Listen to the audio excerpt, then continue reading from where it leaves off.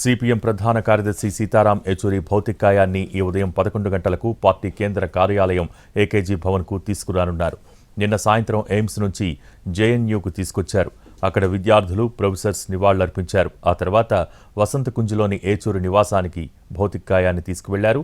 Sitaram Yechury భౌతికాయంపై party నేతలు ఎర్ర జెండాను కప్పి నివాళులర్పించారు. కేంద్ర మంత్రి, బీజేపీ సీనియర్ నేత JP Nadda, AP CM Chandrababu Naidu Sitaram Yechury పార్థివ దేహానికి నివాళులర్పించారు. సీతారాం ఏచూరి భార్య సీమా చిస్తీ కుటుంబ సభ్యులను పరామర్శించారు. నేడు మృతదేహాన్ని పార్టీ కేంద్ర కార్యాలయం ఏకేజీ భవన్కు తరలిస్తారు. పార్టీ నేతలు, అభిమానులు, కార్యకర్తలు వచ్చి ఏచూరికి నివాళులర్పిస్తారు. మధ్యాహ్నం 3 గంటల వరకు అక్కడే భౌతికాయాన్ని ఉంచుతారు. ఆ తర్వాత ఏచూరి పార్థివ దేహాన్ని సంతాపయాత్రగా ఎయిమ్స్కు తరలిస్తారు. భౌతికాయాన్ని ఎయిమ్స్ ఆసుపత్రికి అప్పగిస్తారు. తనకు అంత్యక్రియలు నిర్వహించవద్దని తాను బతికి ఉన్నప్పుడే కుటుంబ సభ్యులకు చెప్పారు ఏచూరి. దీంతో వైద్య విద్యార్థులకు చదువు, పరిశోధనల కోసం ఆయన భౌతికాయాన్ని ఎయిమ్స్కు అప్పగిస్తారు.